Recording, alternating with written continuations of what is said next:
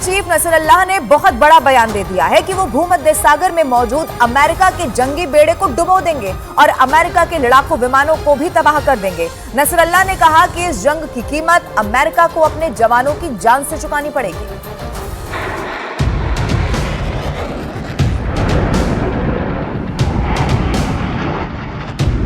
पहले हमास, फिर हिजबुल्लाह, इसके बाद हूथी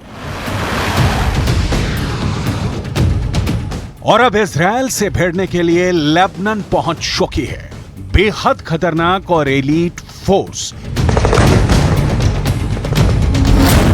इमाम हुसैन ब्रिगेड।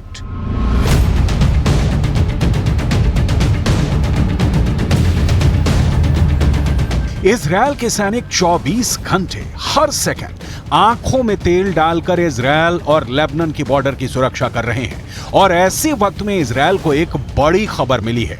यह खबर नेतन्याहू के लिए मुसीबत पैदा करने वाली है। इमाम हुसैन ब्रिगेड को सीरिया से लेबनान में शिफ्ट किया जा चुका है और लेबनान के अंदर इस वक्त इमाम हुसैन ब्रिगेड को मौजूद बताया जा रहा है।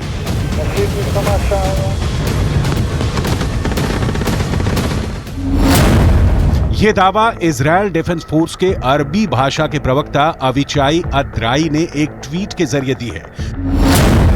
ट्वीट में लिखा गया है कि हाल के हफ्तों में इजराइल के खिलाफ हिजबुल्लाह के बुरी तरह से फेल होने के बाद अब इमाम हुसैन ब्रिगेड सीरिया से लेबनान आ गई है और इसका लीडर जुल्फिकार है।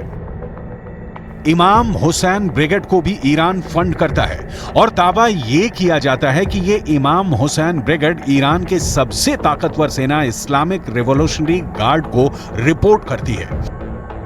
इमाम हुसैन ब्रिगेड का सीधे लेबनान में पहुंचना गुरुवार को लेबनान से एक बार में लगातार 19 हमले और फिर शुक्रवार को हिजबुल्लाह के चीफ नसरुल्लाह की फायर ब्रांड स्पीच से साफ है कि मिडिल ईस्ट में अमेरिका और इजराइल के लिए खतरा बढ़ गया है।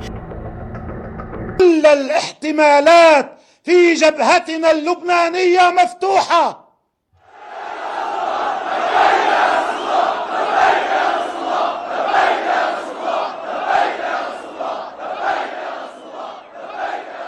وأن كل الخيارات مطروحة ويمكن أن نذهب إليها في أي وقت من الأوقات. ईरान के राष्ट्रपति इब्राहिम रईसी पहले ही चेतावनी दे चुके हैं कि गाजा पट्टी को क्रॉस करके इजराइल ने रेड लाइन क्रॉस कर दी है। अगर गाजा पर ग्राउंड ऑपरेशन के दौरान हमास, फिलिस्तीन और हिजबुल्लाह ने एक साथ इजराइल पर हमला किया तो इनको रोकना इजराइल के लिए बहुत बड़ा चैलेंज बन जाएगा।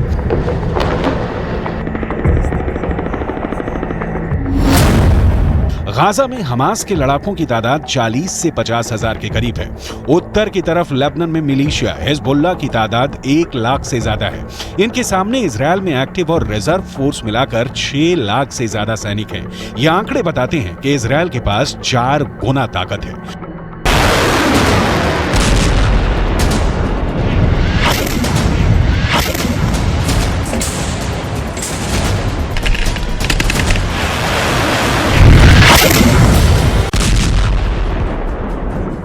लेकिन हिजबुल्लाह के चीफ नसरुल्लाह से फिर भी अमेरिका घबराता है क्योंकि नसरुल्लाह के पास अपने ओजस्वी भाषणों के जरिए बड़ा संगठन खड़ा करने की और सैनिकों में जोश भरने की अद्भुत क्षमता है। अमलियात المقاومة في الجنوب ودماء شهدائنا وشهدائكم في الجنوب تقول لهذا العدو الذي قد يفكر بالاعتداء على لبنان أو بقيامه بعملية استباقية باتجاه لبنان أنك سترتكب أكبر حماقة في تاريخك ووجودك. सबसे बड़ी बात यह है कि हिजबुल्लाह के पास एक ट्रेंड सेना है जिस पर विजय पाना हमास से भी ज़्यादा कठिन काम है। हिजबुल्लाह के पास हथियारों का विशाल भंडार है। हिजबुल्लाह के पास गाइडेड मिसाइलें भी हैं जो इजराइल के अंदर तक मार कर सकती हैं।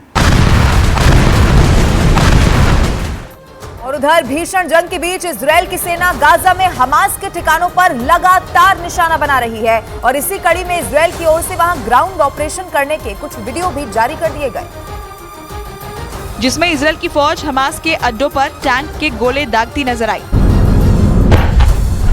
जबकि कुछ सैनिक घातक हथियारों का इस्तेमाल कर हमास के लड़ाकों के ठिकानों पर ताबड़तोड़ फायरिंग करते दिखे। इजरायल की सेना ने सोशल मीडिया प्लेटफॉर्म ट्विटर के जरिए गाजा में ग्राउंड ऑपरेशन और हवाई हमले के कई वीडियो जारी किए, जिसमें हमास के बड़े ठिकानों पर रॉकेट दागकर उन्हें पूरी तरह तबाह करते हुए दिखाया गया। जबकि दूसरे वीडियो में तो सैनिक उनके छोटे अड्डों को भी नेस्तनाबूद करते दिखाई दिए। इसके अलावा वहां इजरायल की ओर से बुलडोजर चलाकर भी कई इमारतें ढहा दी गई।